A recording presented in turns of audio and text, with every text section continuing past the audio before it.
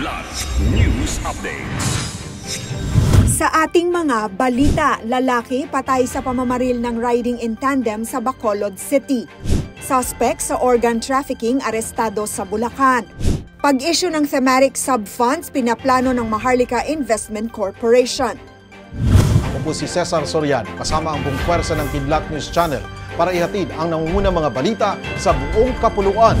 Ngayon, patay ang isang lalaki matapos pagbabarilin sa Purok Masagana, Barangay Sumag, Bacolod City.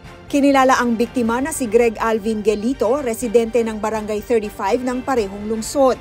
Ayon sa mga saksi, pasakay na ang biktima sa pick-up nang lapitan nito ng sospek at pinagbabaril. Agad namang tumakas ang sospek sakay ng motorsiklong minamaneho ng isa pang lalaki. Naisugod pa sa ospital ang biktima ngunit hindi na ito nailigtas. Patuloy ang investigasyon ng mga otoridad sa insidente.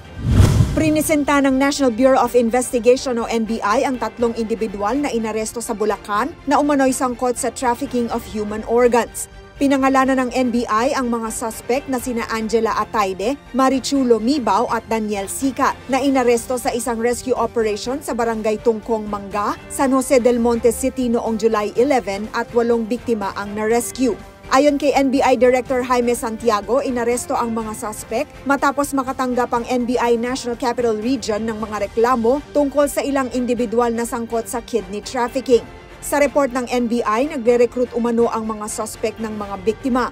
Sila rin ang namamahala sa pag-transfer ng kidney sa mga kliyente sa halagang 200,000 pesos. Plano ng Maharlika Investment Corporation o MIC ang state-owned firm na namamahala sa pinakaunang sovereign wealth fund ng Pilipinas mag-issue ng thematic sub-funds bilang parte ng kanilang fundraising and investing activities. Paliwanag ni MIC President and CEO Rafael Consing, ang thematic funds ay equity mutual funds na may kinalaman sa investments sa infrastructure, energy at manufacturing. Sa pagtatalaga ng thematic sub-funds, kabilang ang issuance ng bonds, bibigyan ng pagkakataon ang retail investors na direktang maglagay ng investment sa Maharlika Investment Fund o MIF.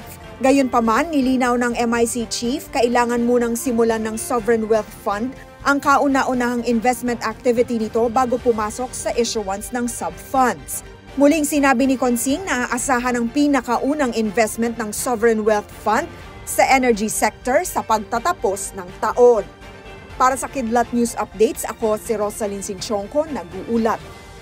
At inyo pong natunghayan ang mga headlines sa nakalipas na mga oras. Manatili nakatutok para sa mga susunod na updates at breaking news. Ako po si Cesar Soriano, kasama nyo sa bawat pagputok ng balita.